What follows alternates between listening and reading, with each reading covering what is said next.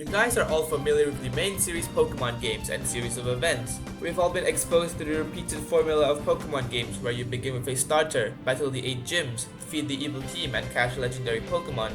There's a common consensus that Pokemon is too repetitive, boring, or lacking innovation, but it wasn't always like this.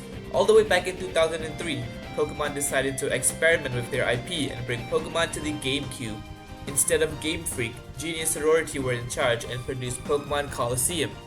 I'll be bringing you guys along the story of Pokemon Colosseum, but before we begin, make sure to like the video and subscribe to the channel, as only 2% of my viewers are subscribed, and it would mean a lot if you click that red button.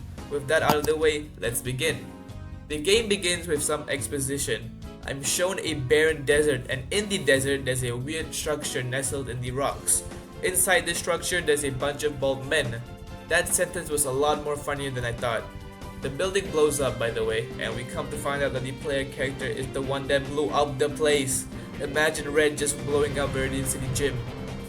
The player character, which I'll refer to as myself from now on, walks in and takes this cool looking device, not before putting his hand on it and smiling in the most sinister way possible. I run off of my Umbreon and Espeon in this crazy looking motorcycle, and just because the first time wasn't enough, I had to blow up the place a second time for good measure. How do people know to come here? It's seemingly in the middle of the desert. And why is the bar made from a train? How did the train find itself in the middle of the desert? It's so confusing. Putting that aside, I see these two guys talking about something they had caught in the bag on their truck. As to what's inside, I'll get to that in a minute, but oh boy. My exploits seem to have been broadcasted, and it turns out that the building belonged to the evil team Snag'em. I leave like nothing ever happened, but this pink-haired guy named Willie challenged me to a battle. A double battle. You see, all Pokemon battles in Pokemon Colosseum are double battles. Also, my starters Espeon and Umbreon begin at level 25 and 26, the highest level for starter Pokemon. After defeating Willie, I head to Phoenix City where I run into the two guys again, and it is later revealed that they have a person in their bag. Straight up kidnapped someone in the most inhumane way possible. A crowd begins to form to condemn the kidnappers, but these guys have the most hilarious defense ever. We are not robbers, we are kidnappers.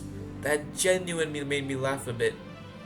I ended up freeing the girl in the bag, her name being Rui.